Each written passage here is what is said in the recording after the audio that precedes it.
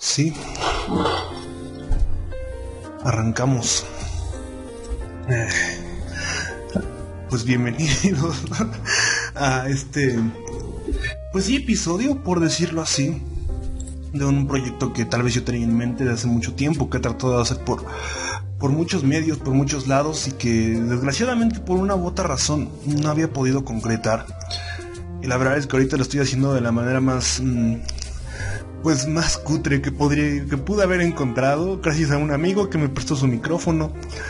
La grabadora no está tan cool, pero vamos a hacerlo, ¿no? Porque ya estoy harto de nada más pensar y pensar cosas y no tener un espacio pues donde decir tanta cosa que me pasa en la cabeza, ya que a veces todos necesitamos un espacio, ¿no? Y yo sé que me lo había dicho mi buen amigo Dante, que hay más gente haciendo podcast que escuchándolos, y dije, ¿por qué yo no puedo ser uno más de la gente que hace un podcast? El tema, los que realmente quiero abordar aquí, no son como temas tan expertos, no soy el doctor en todos los sentidos, soy una persona que gusta de leer, que gusta de opinar y que tal vez gusta de escribir un poco, ¿no? Entonces por eso es que yo tengo esta necesidad de hacer breves podcasts, tal vez un tanto informativos, un tanto cuestionadores hacia lo que hemos creído, hacia lo que hemos pensado, o incluso nada más a lo que yo pienso. No quiero hablar por lo que todos ustedes podrían pensar. Y partiendo de esto, yo quiero empezar a hablar de un tema que creo que a mí me tiene mucho en la cabeza, porque estamos en una época bien extraña en la que el mundo parece que se está dividiendo en facciones, ¿no? En ideas, en formas de ver el mundo, en maneras de pensar, en que la gente lucha contra otros creyendo que son enemigos solo porque piensan diferentes, creen que se odian casi por tener ideologías diferentes. Y entonces esta polaridad de ideas, esta extremización de ideas, me parece uno de los temas que más le doy vueltas en mi cabeza, ya que lo cuestiono mucho y digo, ¿por qué y para qué está ocurriendo esto? ¿Y hasta qué grado puede llegar a funcionar o a no ser funcional algo así, ¿no? Una ideología llevada a la radicalización como tal. Y por eso es que este primer episodio se titula Del radicalismo hacia la nada. Esa manera en la que se puede llegar a sobreponer un ideal, a sobreexponer de manera pues tan aturdidora, que empieza siendo una idea buena, antisistema, que tal vez revolucionaria, por decirlo así, y llega a un punto de sobreexposición que termina adherida, que termina regresando a un sistema, ¿no? Que termina siendo parte de, y que termina en nada. Y para empezar a hablar de esto de la ideología, yo creo que no acabaría si habláramos de todas las ideologías del mundo, así que vamos a hablarlo muy someramente, porque tampoco planeo hacerlo tan extenso para que puedan como captar todo lo que yo quiero decir. Primero quiero entrañar qué es ideología como tal. Todos estos ismos que hay en nuestra sociedad: cristianismo, marxismo, liberalismo, capitalismo. Hablo de lo culturalmente moderno, ¿no? Occidental incluso. Cuando hablamos de ideologías, hablamos de significaciones. Esta es una definición que yo mismo me planteé. Es significaciones que conjuntamente conllevan a una verdad de grupo o una verdad individual. En el individual, mucha gente cree que tiene individualidad en sus ideologías, cuando realmente solo son mezcolanzas de lo que los medios nos han no manipulado, pero sí impregnado a través de sus aparatos de información. Aquí el punto es este conjunto de significaciones que conllevan a la unificación de masas, a la unificación de colectivos, con un objetivo tal vez, con una manera de conducir sus actos, con una manera en la que estos colectivos o este grupo de personas busca que sus acciones se encaminen para poder lograr diferente tipo de metas, por decirlo así. Y quiero aquí partir de una premisa que yo creo que es necesaria para el ser humano, hasta para nosotros, para la gente que tal vez se ha cansado de las ideologías, porque yo hablo de una experiencia personal. Yo tal vez he tenido muchas ideologías a lo largo de mi vida, y yo creo que de experiencia personal siempre terminas harto y desilusionado de tus ideologías, de cualquier ideología que tú te aferres, terminas cansado, ¿no? Y aquí me gustaría solamente sacar una frase de Bertrand Russell que dice: yo no moriría por lo que creo, porque puedo estar equivocado. Así que para los que me ven y todavía me dicen Chairo, cosas así, saludos. No digo que haya cambiado, tal vez sigo teniendo ideales, pero no soy tan aferrado a tener la razón. ¿Y por qué?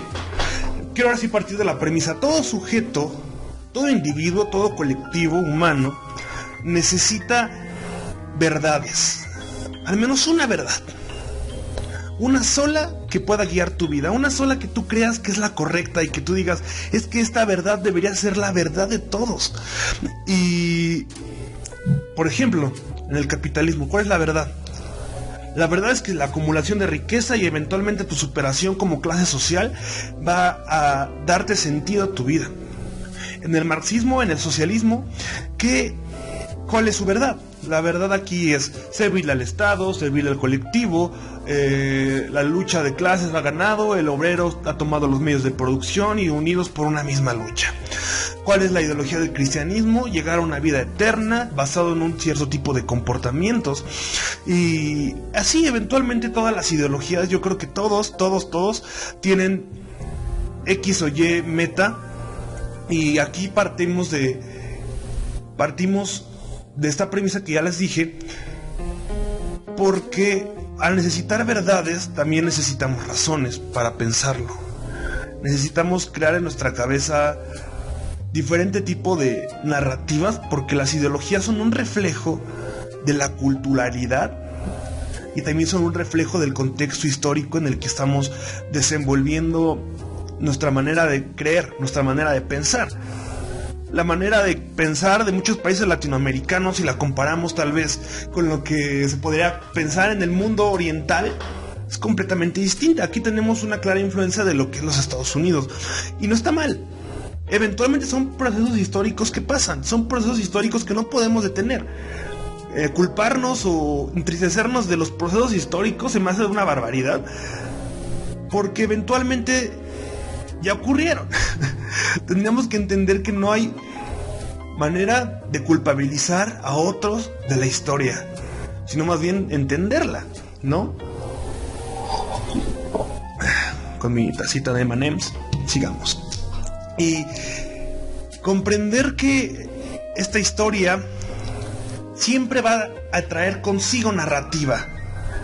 Mucho de lo que es la narrativa se desprende de la ideología. Y siempre las ideologías están en constante pugna entre sí. Pero bueno, eso ya lo veremos ahorita un poquito más adelante. Pero quiero llegar a este punto, una frase que me gustó de Luis Althusser que dice: las ideologías solo son un pobre reflejo de la realidad histórica. No tienen una historia propia. Esto nos lleva a creer o a pensar que toda ideología es un cuento contado con una finalidad. Toda ideología tiene una base histórica y tiene un contexto que lo contó alguien, la contó diferente tipo de personas, la contó X o Y persona, ¿no? Y esto me llama la atención porque las narrativas históricas que nos hemos creado, ¿cuáles son? Por ejemplo, aquí en México nos hemos creado la narrativa de que las culturas indígenas eran lo mejor que había en este planeta, estaban súper mil avanzados, que los europeos, que para qué nos conquistan. Tenemos la narrativa de la guerra mundial, de que nos salvaron de los monstruos del fascismo, que claro, completamente de acuerdo que el fascismo estaba mal, pero eventualmente también se crearon otros monstruos, ¿no?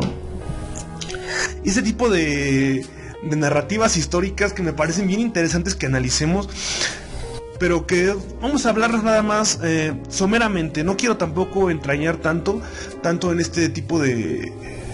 Pues sí, en esto es lo que podría llegar a causar tanta controversia, ¿no? Porque incluso hoy en día hay mucha narrativa de lo que hay grupos vulnerables, de las que han sentido marginados, han creado narrativas históricas que eventualmente hoy están saliendo a flote y que se han radicalizado de manera en que, por ejemplo, aquí en México ya está muy, muy dividida la historia de nuestro siglo XXI, entre tal vez los liberales, los izquierdistas, quiero remarcar de nuevo, y los conservadores, los de derecha. Hoy la pelea de chairos, ¿no?, contra fifís, que tanto mencionan en todos los medios, que claro que se ha ido marcando de manera muy, muy notable de lo que puede ser peligroso, ¿no?, incluso.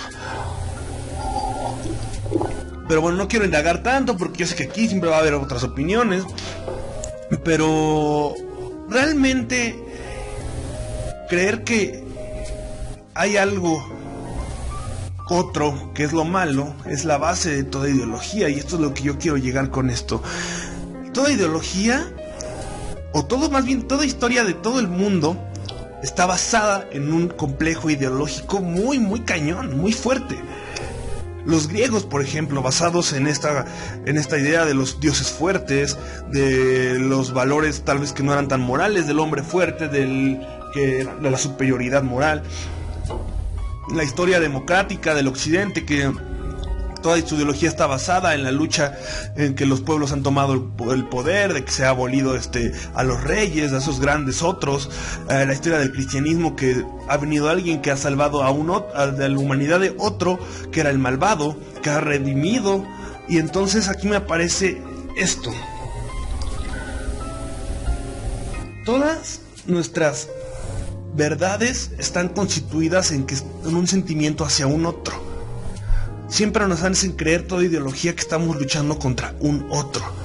Siempre va a ser necesaria esta notoriedad de un otro para que haya algo hacia qué luchar y contra quién luchar. Ahí ya les plantea esta mística meta de llegar a la utopía. Y hay un otro que es este místico personaje al cual hay que destruir. Claro, nos lo vende hoy el día el presidente de la República diciéndonos que hay que acabar con el otro, que es la mafia del poder, por decirlo así, y también la mafia del poder, o los partidos que son oposición hoy en día, que antes eran los del régimen. Hay un otro en el que acabar, que es el gobierno que ha robado el poder y que ha empobrecido más al país. A eso me refiero con crear un otro. En las religiones han creado un otro, el sufrimiento, el diablo, han creado al otro del pecado, que es contra lo cual luchar, y si luchas y lo vences vas a llegar a esta meta, ¿ok? Y ya para adentrarnos un poquito, el campo en el que yo he visto que en el mundo occidental se desenvuelven todas las ideologías es la democracia moderna. ¿Por qué? Porque en este ha dado la oportunidad de que muchas ideologías se contrapongan entre sí, como ya lo mencioné. Y aquí me gustaría nada más remarcar lo que habla Marx de la superestructura y la infraestructura. La infraestructura son los medios de producción, la manera en que se obtiene ingreso y que se reparte el dinero.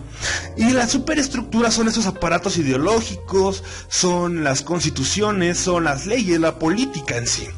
Partiendo de esto, se han creado esta superestructura, democracias, en las cuales siempre están oponiéndose ideas mutuamente. Tú eres el malo, yo soy el malo, aquí hay democracia, aquí no hay democracia, tú eres fascista, tú eres comunista.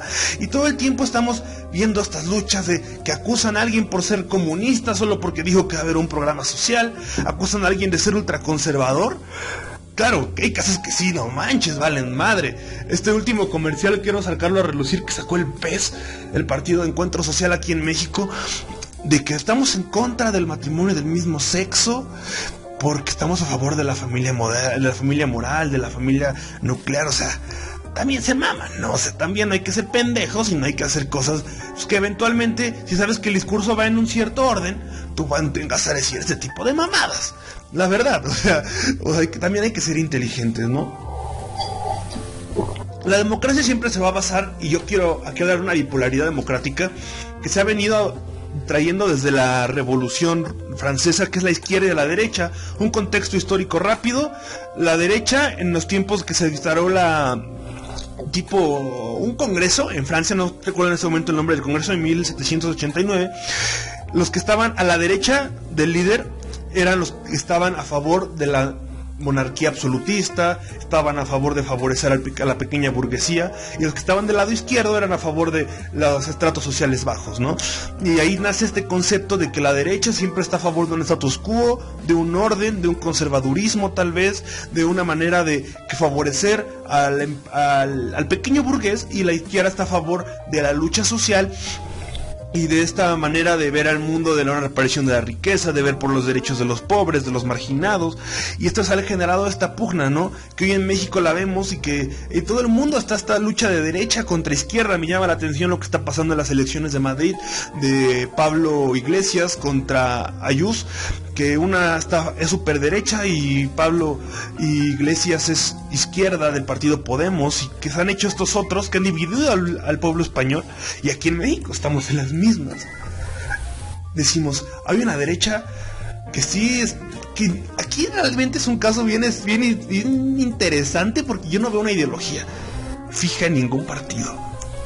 Hoy encontramos a un partido que hoy está en el poder, que presume de ser de izquierda, pero está teniendo muchas medidas que, si bien muchas son de izquierda, que me parecen favorables, otras son todavía neoliberales, todavía tiene tintes neoliberales, entonces no tira tanto a la izquierda como otros. Si no, ya estuviéramos aprobando leyes como el aborto y cosas así, que ya una izquierda tal vez más fática, más per se, serían completamente aprobadas. Y tenemos otro frente aquí, que es un híbrido de un partido de izquierda, centro y derecha, ¿no? Entonces aquí no sé cómo funcionaría, como un representante podría fungir como representando las tres ideologías políticas, ¿no? Pero la democracia siempre va a ser esta pugna por ver quién tiene la razón, y siempre eventualmente, gracias al voto, llega al poder una ideología, pero no quiere decir que las ideologías se subordinen a la ideología dominante del momento. Siempre van a estar en constante lucha y en constante resistencia. Siempre nos van a vender todas las ideologías esta constante resistencia, esta constante crítica, esta constante sentimiento, esta moralización incluso. Y ya para ir cerrando este podcast, este episodio de hoy, quiero llegar a lo que he estado leyendo: el libro de la genealogía de la moral. Me faltan alrededor de 20 páginas, yo creo que hoy lo mismo lo acabo, en el que Nietzsche habla de lo que es la moral ascética. Si estoy mal, los que sepan más de Nietzsche que yo, corríjanme, pero la moral ascética habla que viene de estos monjes, de este sentido de resentimiento hacia el ser fuerte, hacia algún ser predominante, y este sentido de resentimiento, y que eventualmente, gracias a la moral de la religión, de la moral cristiana, de la moral judía, ha predominado la moral del débil y ha llegado a ser la fortaleza de todos, ¿no? De la que cual ser bueno, el ser sacrificado, el ser por otros, el existir para el bien de otros, es lo bueno y es lo que realmente es la base, ¿no? Y cuando se crea el Estado moderno, muchos nos desprendimos de esta mierda que es la ideología cristiana, y hoy vamos a hablar de una nueva ideología, de un hombre que está liberado. Realmente nuestras bases ideológicas como estados modernos se han creado sin una premisa de religiosidad, de esa premisa del bien común. Todo nuestro estado está basado en la moralidad que viene impregnada desde la ideología cristiana, y como yo lo dije, ese proceso termina siendo fundamental porque estuvimos 1000 años bajo esa ideología y hoy impregna todo el occidente del mundo, y no hay que culpabilizar. Pero lo que yo voy con esta moral ascética es que Nietzsche dice que los sacerdotes, líderes espirituales, te dicen: no te preocupes, tu dolor tiene un significado, que tú sufras hoy tiene un valor, porque eventualmente va a llegar un reino de nosotros que va a acabar a todos. Pero eventualmente tu dolor no es tu culpa, tu dolor es culpa del otro, tu dolor es culpa de aquel que te ha hecho daño. Tú no tienes que responsabilizarte de tus actos, porque aquellos que son el malvado, el pecaminoso, en este caso el amoral, son los que nos han hundido en esto. ¿Qué diferencia hay con los líderes políticos, con los líderes ideológicos hoy en día? Quiero dejar esta duda, esta radicalización de ideas que nos ha dicho: no, tu sufrimiento hoy tiene un sentido porque otros lo han causado. Tu sufrimiento hoy es pasajero porque un día vamos a ganar el poder y vamos a acabar con los demás. Hoy que tú has sido vulnerado, tú confía en esa ideología, radicalízala, y el otro va a caer porque tú has sido bueno, porque tú mereces este status quo de bondad en el que nadie te haga daño, no pasa nada. Y eso es lo que habla Nietzsche de un ideal ascético. Y yo digo, la ideología hoy en día es súper ascética. Tiene muy implantada esta idea de crear otros, de consuelo y de adoctrinar, y sobre todo de canalizar dolor, de direccionar resentimiento y de darte como estupefacientes ideológicos que van a calmar tu dolor y te van a hacer creer que está valiendo la pena tu existencia. Por eso quiero llegar a que la radicalización ideológica conduce a la nada. Esta radicalización de extremo a extremo termina por perderse en un abismo ideológico que jamás va a ser alcanzable. Una ideología llevada al extremo termina siendo absorbida por un mismo medio, por un mismo estado. ¿Qué ideología hoy en día podría llamarse de verdad radical? Podría llamarse antisistema. Hoy las ideologías que creíamos que eran radicales, los medios masivos de información y los gobiernos los han incluido en su agenda, y hoy es el discurso políticamente correcto. ¿Eso qué tiene de antisistema? No sigamos creyendo en que crear estas ideologías, estas contraposiciones, estas personas anti tú, anti otro, anti ideales buenos, nos lleven al punto de dividirnos, de creer que unos están bien, otros están mal, otros son enemigos, otros no. Porque estas ideologías al final terminan radicalizándose, haciéndose gigantescas, para acabar siendo nada, absorbidas por el mismo sistema y diciendo, ok, ¿quieres hablar de ideología de género? Te doy ideología de género en mi agenda. ¿Quieres hablar de aborto? Te doy aborto en mi agenda. ¿Quieres hablar de izquierda? Te doy izquierda en un partido. Te doy derecho a un partido de izquierda. ¿Quieres hablar de neoliberalismo? Te doy algo que hable del neoliberalismo. Te doy algo que hagas un partido cristiano, como el Partido Encuentro Social, que hable de sus comerciales todos raros, ¿no? Eventualmente todo termina siendo absorbido por un mismo ente. Cuestionemos eso, cuestionemos qué creemos, qué pensamos, cuestionemos hacia qué estamos direccionando nuestras acciones, y de verdad vale la pena pelearnos unos con otros por una ideología que nos han vendido. Si nuestra moral de verdad es de una lucha, o es una moral de resentimiento hacia un otro. Si hoy tú crees que otro es culpable de tu dolor, si hoy tú crees que otro es culpable de la desmoralización de la sociedad, cuestiona si estás considerando culpable a un otro y estás radicalizándote en este sentido, porque no va a llevarnos a nada como una sociedad. Y bueno, con esto estoy terminando. Creo que es algo muy somero, una reflexión que yo quise hacer de lo que he estado trayendo en mente, muchas cosas más que traigo en mente. Gracias a los que están hasta este punto. Muchas gracias a todos los que llegaron hasta aquí escuchándome hablar tantas cosas. Y les agradezco mucho. La verdad es que estoy empezando en esto, estaba un poco nervioso justo ahora, pero creo que fue bien. No sé, la neta, ni qué tan frecuente vaya a ser esto, pero gracias. Y gracias a Fabo por prestarme su micrófono. Gracias a mi perrita que está aquí abajo, mis patitas, dándome calor. Muchas gracias. Y yo me despido, vamos a seguir cuestionándonos, y voy a tener invitados pronto voy a tener muy buenos invitados, así que nos vemos. Si quieren temas pueden sugerírmelos, estoy abierto a cambiar de opinión siempre, ¿va? Cuídense, adiós.